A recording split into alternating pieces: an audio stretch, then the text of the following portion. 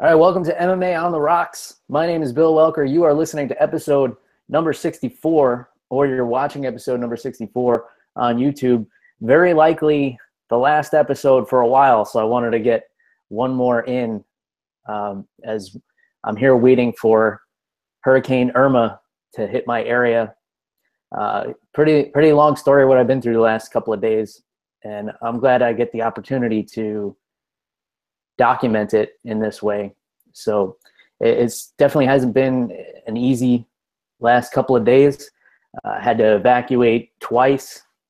For now, I think I'm in a pretty safe area on the east coast of Florida, a little north of Daytona Beach. So what happened was, initially where I live was a mandatory evacuation zone near Clearwater, Florida. So I had to make the call to get my family out of there and get my pets out of there, my elderly pets that I'm sure a lot of you see on social media.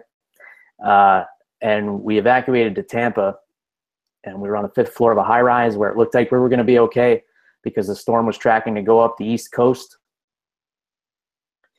And then 4 a.m. yesterday morning, I think, we woke up and discovered that the storm had changed directions, or it hadn't been tracked right, or whatever the case, and was actually heading up the west coast right toward Tampa. And we would have been looking at about 15 feet of floodwater where we were, right on Hillsborough Bay. So had to make the call and scramble to get out of there. I'm not gonna lie, I was pretty nervous. So we had to, grab what we could, and luckily a good friend, his parents have a house that they aren't using in Palm Coast, which is a little north of Daytona, a little bit inland, which looks like it's not in the path of this thing. So that's where we're shelled up now, but we're still expecting to lose power and have some flooding and fun stuff like that. So I'm trying to prepare as best I can. We weren't able to bring any candles, so I was thinking what I was going to do if the lights went out. So I started making candles. And you can kind of see how I did this on Instagram. I made a little Instagram story about it at MMA on the Rocks. So what I did was I took a mason jar and I put some rocks in the bottom and some water. And then I poured some olive oil on top. And then I cut some thread off of a mop, and I soaked the mop thread in olive oil. And I cut the bottom off of a water bottle, and I put a hole in the bottom of it, and I put the oil soaked mop thread through that, and I sit it floating in the olive oil in the jar, and it works pretty well. So I tested it out. So I got that, and then I took some Old Spice pomade, like the stuff you put in your hair, and I melted that, and I put that in another jar with my makeshift mop wick. We're gonna see how that works, because that stuff has, I think, castor oil and a little bit of wax in there. So we'll see how it goes. Got some flashlights, got some food, got some water, I got some beer, and I was able to catch the fights last night. So we'll get into that. I'll talk a little bit more about the hurricane, but first let me introduce my co-host all the way from hopefully dry New Jersey, Jeff the Animal Wilson. Jeff, how are you doing this Sunday afternoon, buddy? Bill, a little bit better than you are. It's pretty sunny out here. There is no, I don't think there's a cloud in the sky. I haven't looked outside yet, but I don't think there's a cloud in the sky. So, but I'm hoping for the best. My prayers and good vibes are heading out to you and the entire state of Florida. The Caribbean, I know, has been hit really hard. So I believe, if I'm not mistaken, that Irma has gone down to a Category 3. Yeah, any word on that? there's different reports. It's depending who you listen to, like anything with the media sources, you got to watch a couple of different ones and then kind of fall somewhere in the middle. So, yeah, I think I'm a lot better off than most people. I definitely feel for people who didn't have the means to evacuate, or waited too long, or they just couldn't mobilize. There's a lot of elderly people here in Florida, obviously, who couldn't get anywhere, and hopefully they found their way to shelter and things like that. And people in the Caribbean, obviously, it's hard to get off of an island There's only so many planes and only so many boats that can get you out of there. So, like I said on the last episode when we were talking about Hurricane Harvey, if you're listening and you have the means and you can donate some money or supplies to the Red Cross or any other reputable charity, please do so, and help the people who are not able to help themselves. Again, I feel very fortunate that I was able to get my family out of there. And I'm very motivated, Jeff, and I didn't want to announce it under these circumstances, but I'm especially motivated because I'm going to be a father in January. And so got a pregnant girlfriend that I'm dragging all across Florida trying to run away from a hurricane. And I gotta take care of her. We got to make sure, we get somewhere safe. I'm going to make sure I see this baby come into this world in January, and I'm so excited about it. And it's given me that extra drive to, make sure I see my way through this thing. So I'm gonna be a daddy, Jeff. Yeah, Bill, and I'm super excited for you. I mean, I've known for a while. I know a couple of your friends on Facebook have known for a while. But dude, congratulations. I know you've been trying for a while, so I'm really happy for you guys. And honestly, I'm excited too. I mean, I got 2 nephews and a niece, so Bill, I consider you family. So I feel like I'm getting another niece coming into this world. So I'm really excited for you. There you go, Uncle Animal Wilson. I like the ring. I like the ring to that. So, Bill, before we when's Uncle Animal coming over? Oh man, definitely. Maybe I'm thinking maybe like in the summer I'll go check you guys out once you guys fall into a little bit of a rhythm. But Bill, before we get into the MMA action, talk to me a little bit about the evacuation process because, in Florida, unlike in New Jersey and maybe some other parts of the country, you guys have evacuation routes. I remember seeing signs all over the place when I was in Florida for evacuation routes. So talk me through the process. What were you thinking? And also, like, what did you guys have to, like, physically do? Give me some times about, like, how long it took you to get certain places. I imagine traffic was a nightmare. Yeah. So like anything else, there are plans and things in place, but a lot like fighting, how they say everybody has a plan until you get punched in the face. So a lot of these things, they're there and they're in place, but it's also like you have to be proactive about it. You can't say like, oh, there's an evacuation route, so I can wait. So what I did was, as soon as there was even talks of mandatory evacuation, I left where I was near the beach. I essentially live on an island, so I didn't want to get stuck out there. And when they announce a mandatory evacuation, that doesn't mean that you have to leave. That means if you don't leave, there's not going to be anybody to rescue you. They're not going to send out, the fire department and the police department, everything like that. They're evacuating too. So if you choose to stay, you're on your own. They make that very clear that, if you put yourself in that situation, you don't get out of there, there's not going to be anybody to help you. If you're stuck in a flood or a tree falls on your house or whatever the case, I think a lot of people try to be a little bit too bold, and they think they have plenty of food and water, they'll be okay with no power for a little while. But what do you do if you're in an area where you can't get out?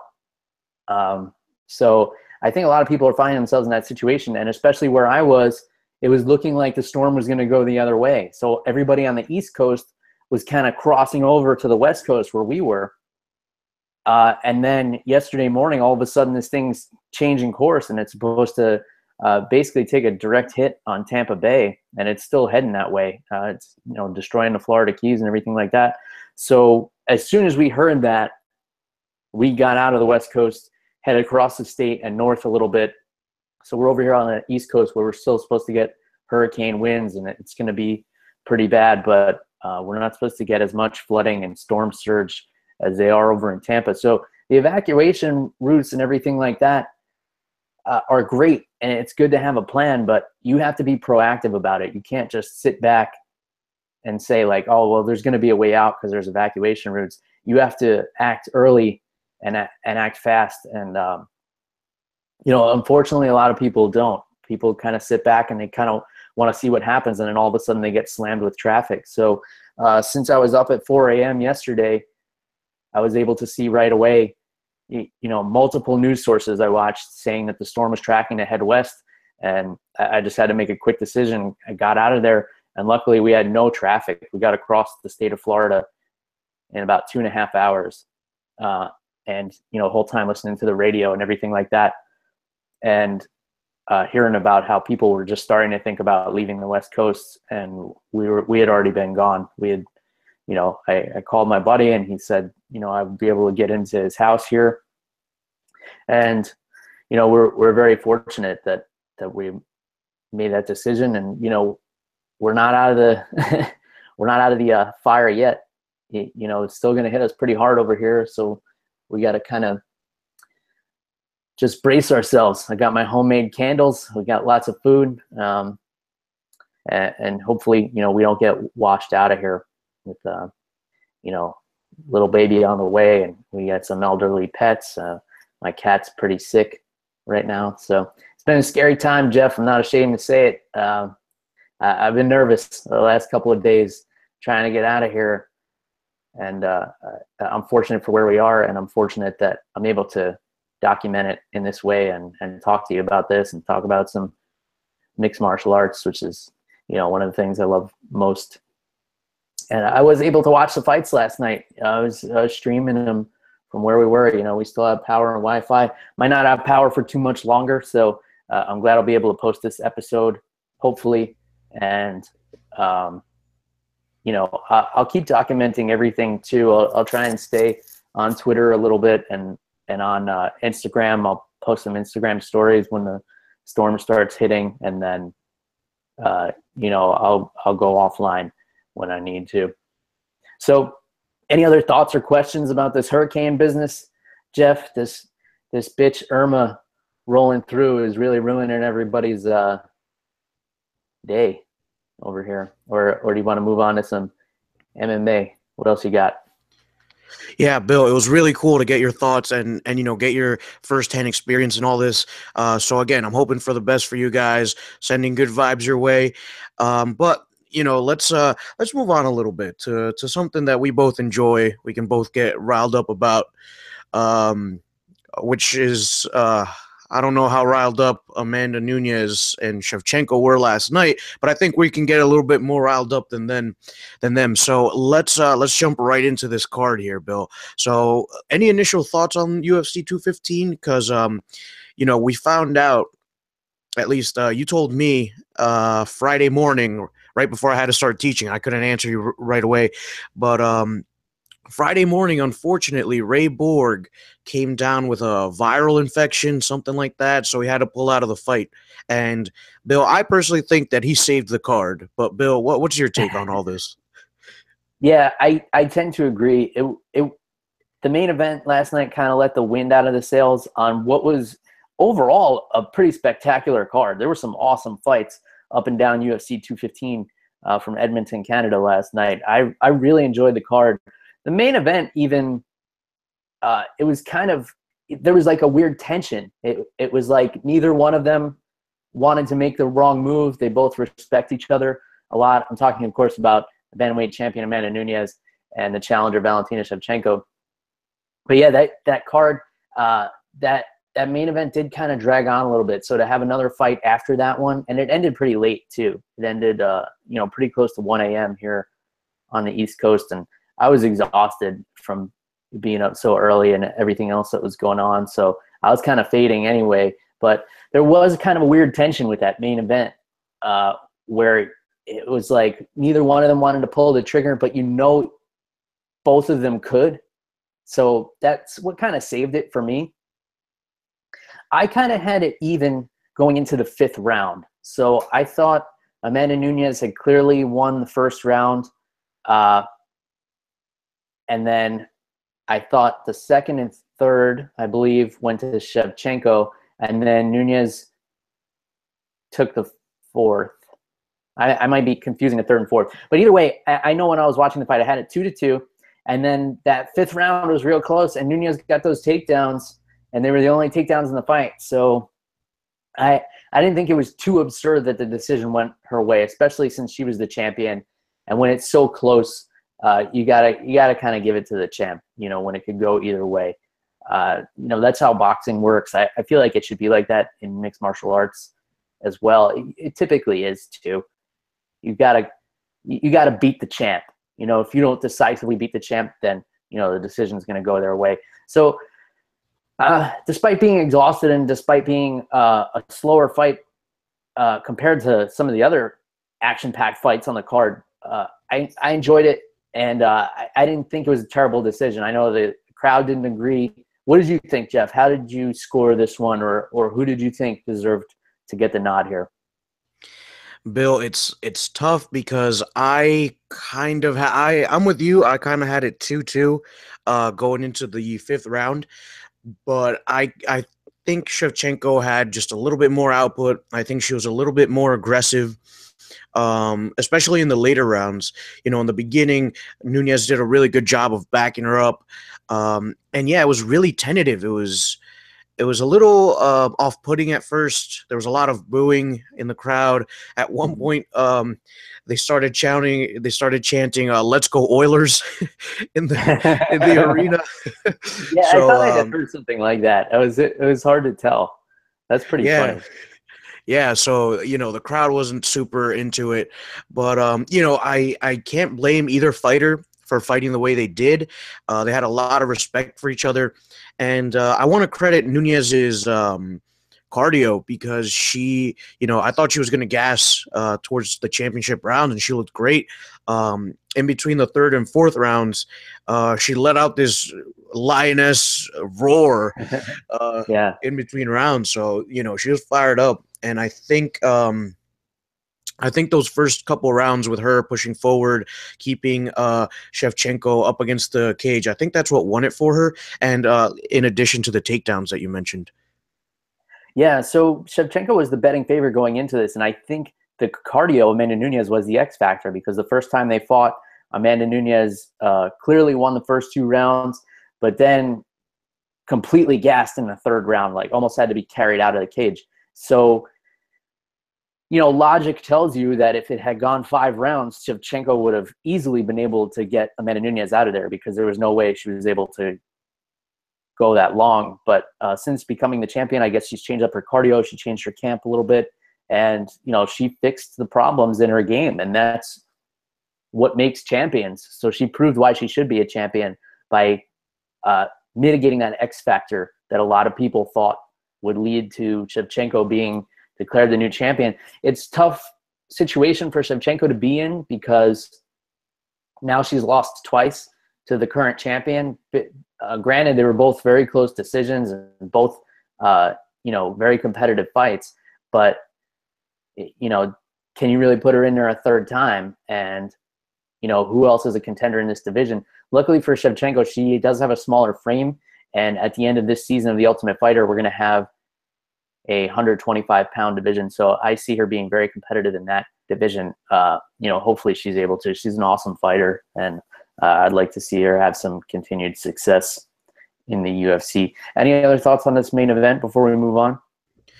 No, I think the Oilers chant was probably the most energy in the arena during the main event. So let's move on to the rest of the card because this was, like you said, leading up to this main event, it was an awesome card, and I was out at a bar with a friend, and unfortunately he had to leave early. I had to get up early today, so we left right after the light heavyweight bout on the main card. So I ended up missing the co-main event and the fight before it.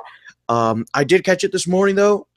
So really exciting fights. But Bill, why don't you fill us in on the co-main event? Because I think that you were especially pleased with this one. Oh man, this was an awesome co-main event. So Javier Dos Anjos obviously has looked amazing since moving up to welterweight. Former lightweight champion and just couldn't make the weight anymore. I mean, he almost died like trying to cut weight to fight Tony Ferguson. So definitely not the right weight class for him. He looked phenomenal, and he steamrolled Neil Magny, who is a really tough competitor,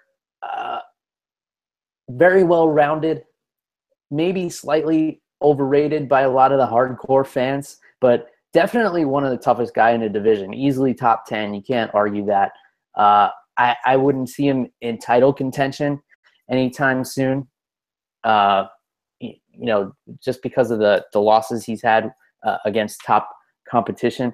But I've never seen him get manhandled like this. Dos Anjos just roughed him up and bullied him. And once it went to the ground, he was beating him senselessly. And he put one of the tightest arm triangles I've ever seen on Magny. And credit to Magny, he hung in there for a while before tapping. When I saw that thing get locked up, there's no way he was able to breathe.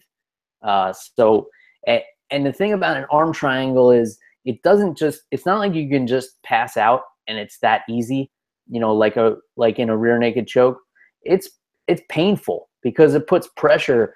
Your own arm is being crushed against your jaw, and there's a lot of pressure on your jaw before you actually pass out. So credit to him for hanging in there. And eventually Dos Anjos got the tap and, without a mark on him, and he propelled himself pretty high up. I think after this one, I think Magny was ranked number 6. So that definitely bolsters Dos Anjos up there. There's some interesting matchups for him. You got, depending who Tyron Woodley fights next, you can make an argument for Dos Anjos being up there in the top 5. Maybe a fight with Robbie Lawler, if Lawler doesn't get the title shot, would be interesting. A lot of interesting things. So you caught this one this morning. What was your take on this fight, Jeff? Bill, I thought this was a great fight. Dos Anjos looked absolutely phenomenal in the cage, and a big credit to that was his leg kicks, man. He's got vicious leg kicks. I think you can ask what's his name, Nate Diaz, about it. And I think that it was one of his first leg kicks that dropped Magny, so it was crazy to see that. And Dos Anjos, he's a jiu-jitsu champion. He knows what he's doing, and he was so patient in building up to that arm triangle because Neil Magny was doing such a good job of just defending and trying to transition into better positions. And at one point, Dos Anjos kind of jumped into mount, and from there, I think it was pretty much over. So yeah, and like you said, due to that. Yeah. But he timed it well. I think his base was really good. But dude, I'm with you on that, on the arm triangle comments you were making, because that thing looked like it was locked in tight. I mean, arm triangles, they like, you don't feel yourself passing out until you've passed out. I've never passed out from one, but like it starts off slow and then all of a sudden you're like, oh man, I'm about to pass out.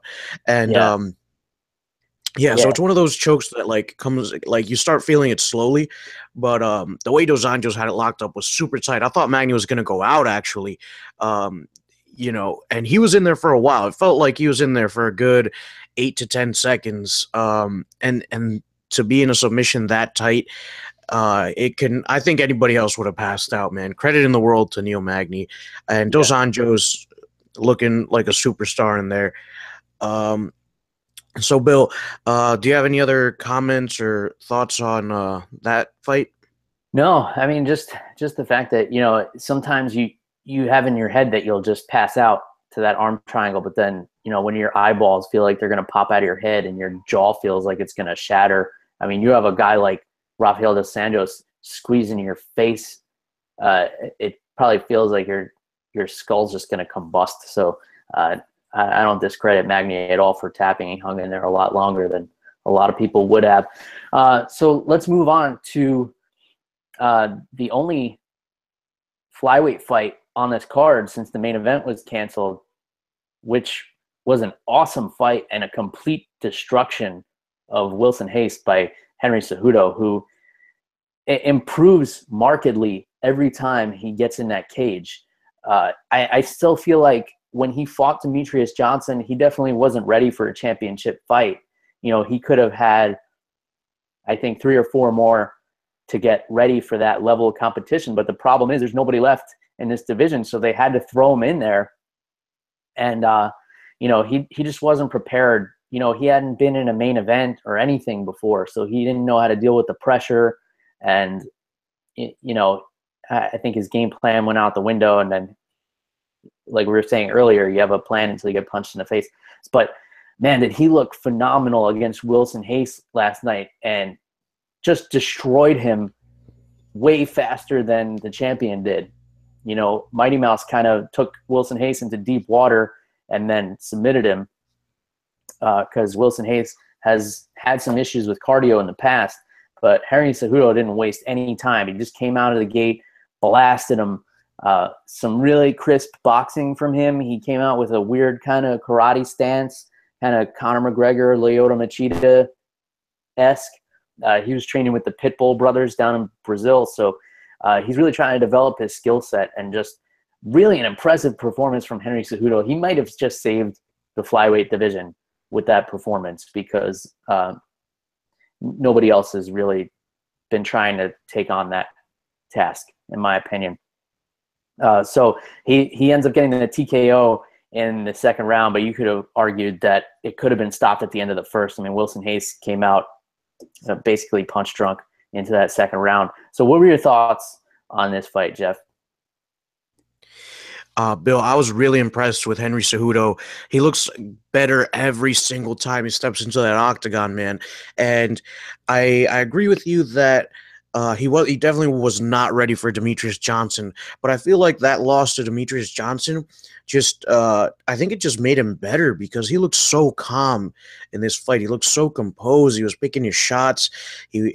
Even when he rocked Wilson Hayes in the first round, I think he rocked him with I think it was a left hook, and he didn't go crazy. He like clinched up, and he realized that he wasn't going to get too many shots in, so he started picking his shots. He went for a couple of leg kicks. He didn't go crazy, which I was really impressed with. I thought he was going to try to just unload and maybe punch himself out, but something that you commented on last night because we were texting, as we tend to do during these fight cards. You were mentioning Cejudo's hand speed, and yesterday I was making jokes about it, but I hadn't seen the fight, and then I went back and saw it this morning, and there was one punch that dropped Wilson Hayes at the start of the second round, and it just came out like I don't even know how to explain it. It was like a shot from a gun. It was just pop, and Hayes went down. So Cejudo, an Olympic champion in wrestling, freestyle, I believe, and I guess because he has that confidence in his ground game, it just gives him so much time to develop and improve and really hone in on his striking and stand-up. So it was really impressive performance from Cejudo last night. Yeah, definitely. And that punch, that finishing right hand, it came out like a piston in a diesel engine, just like punch. I mean, it was a punch, obviously, but just punched right in there, and it was so fast. And I love that Joe Rogan asked to see it again in real time because they showed it in slow motion. And in slow motion, it looked fucking fast. So, ridiculous hand speed from Cejudo. He really put on display what made the flyweight division exciting in the first place, and that's fast-paced fights by small, lightweight guys who can put on exciting performances. And I was glad to see, I've been one of the people advocating that this flyweight division might be done, and it wouldn't be a big deal if they just cut it from the UFC and Bellator, whomever picked it up, because there's just no competition. The fights haven't been exciting. But yeah, Henry Cejudo breathing a little life back into this division, and he had an opportunity to call out Mighty Mouse. He went over screaming at him at the end of the fight, and then when Joe Rogan interviewed him, he's like, "What did you say to Mighty Mouse?" He's like, "Oh, we're just having fun. I want to get a few more fights and fight for the title again eventually." He could have gotten on the microphone and been like, "I'm not going to miss weight, or I'm not going to pull out if we fight, and I'm going to make weight, and I'm going to be there in your face. I just destroyed the guy you beat last way quicker than you did." And he could have called him out for a title shot because there's nobody else who can fight.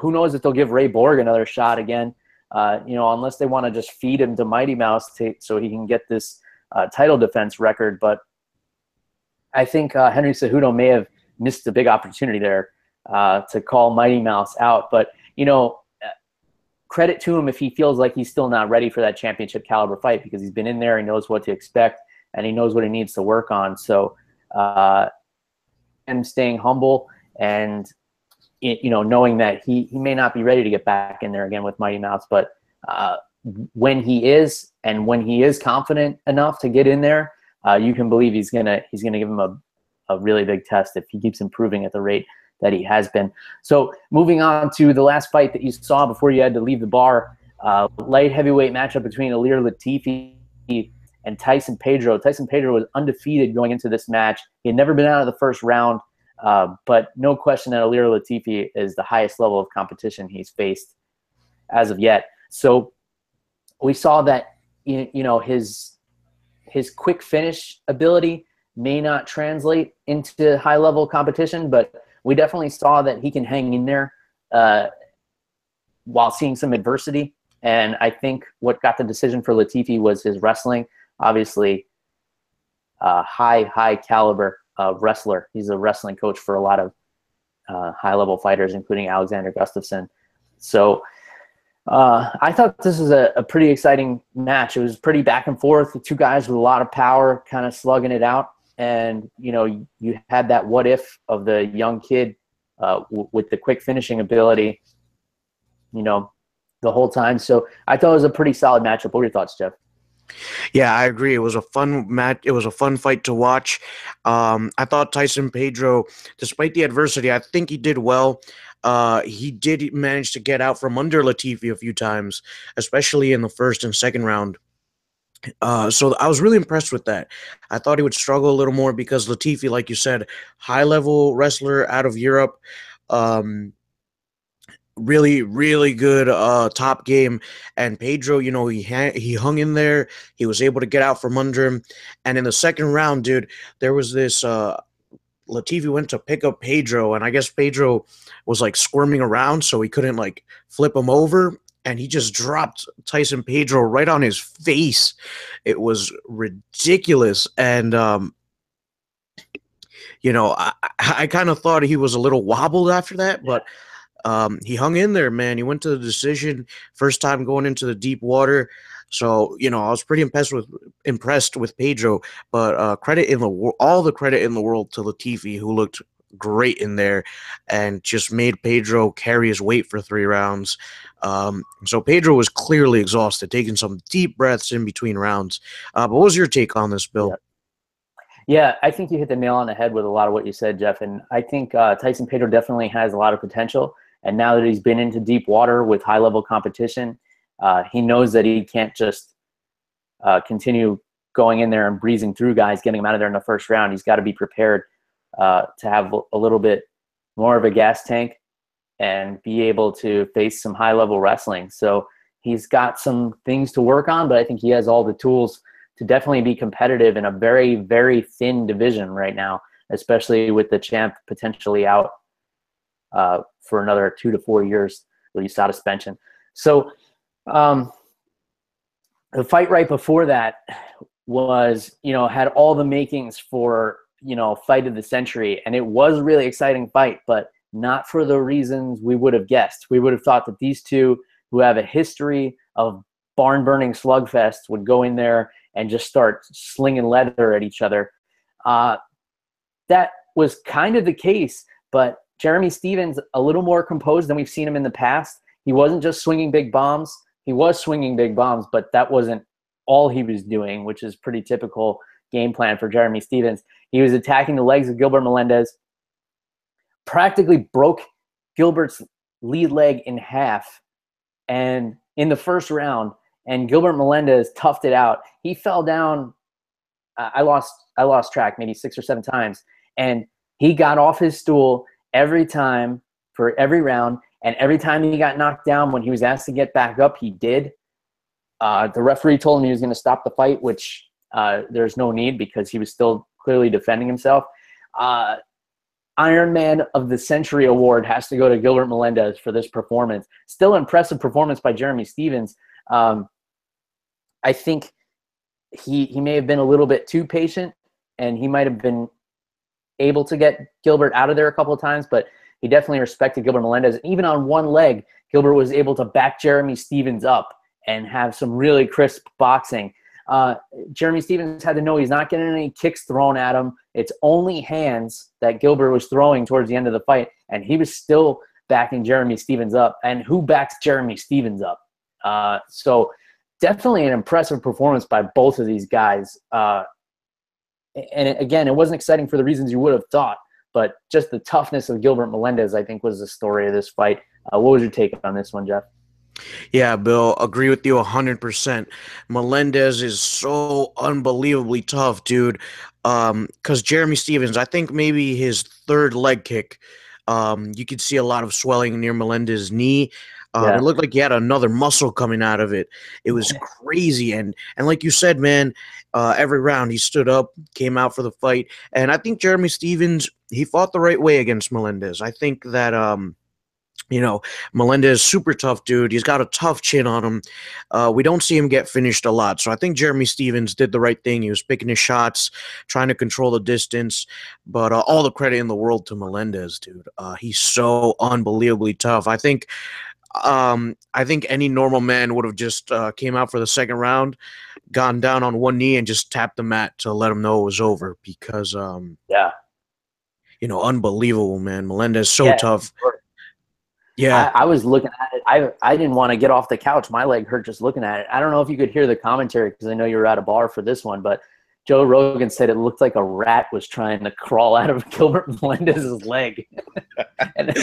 Oh man, I unfortunately did not get to hear that comment, but he definitely had a break or some kind of muscle contusion or hematoma or something in there, but he was still light on his feet. His boxing looked super crisp, and you can't take away the victory from Jeremy Stephens. I mean, he was able to outpoint a fucking Terminator in Gilbert Melendez. Definitely want to see both of these guys back. It's good to see featherweight competitors of this caliber, and both these guys had fought at lightweight before. They both dropped down. This was Gilbert's first fight at 145 in over 10 years. And I definitely want to see him back in there again. The fight I want to see next, Jeremy Stephens and Yair Rodriguez. I think that has the makings for one of the greatest fights you could put together. So Yair Rodriguez coming off that beatdown from Frankie Edgar. Jeremy Stephens has a loss to Frankie Edgar. I say this matchup makes the most sense possible. And then Gilbert Melendez, I definitely want to see him back. He should definitely be on a main card, even though he's coming off a couple of losses. What do you think about that Stephens-Rodriguez matchup potential, Jeff? Yeah, Bill. That actually sounds like a really fun fight to watch. Both of them very dynamic strikers, very strong dudes. So I'd definitely pay money to see that one. Yeah, cool. All right, so I want to kind of breeze over the rest of this for the sake of time. I want to get this episode posted before I lose power and everything here and get this up so I can get the word out to everybody what's been going on in this hurricane. But two impressive female fights I want to talk about, and two very high-level female wrestlers getting submitted. Wrestling is not a skill you typically see amongst the female fighters because a lot of them didn't grow up wrestling. Sarah McMahon and Ashley Evans Smith are two women who probably have the best wrestling in women's MMA. I'd be hard-pressed to find anyone else with their wrestling credentials, but both submitted. McMahon in the second round after a dominant first round over Ketlin Vieira, and Ashley Evans Smith submitted via armbar by Sarah Moraes. So these were both impressive performances, and two wrestlers getting submitted here. So did you catch either of these fights, Jeff? And if not, you definitely need to go back and watch these. Yeah, I was fortunate enough to watch both of these fights, uh, and super technical stuff. Vieira getting an arm triangle from a very strange angle.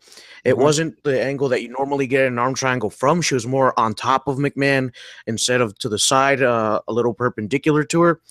And Sarah Morris, man, she worked her ass off for that armbar, and it paid off. It looked like she broke Evan Smith's arm at one point. Yeah. So yeah, two very exciting fights. Definitely go back and catch those if you didn't. Yeah, with that armbar, Joe Rogan asked her, he's like, it looked like her arm popped, and she was like, yeah, well, I hope so.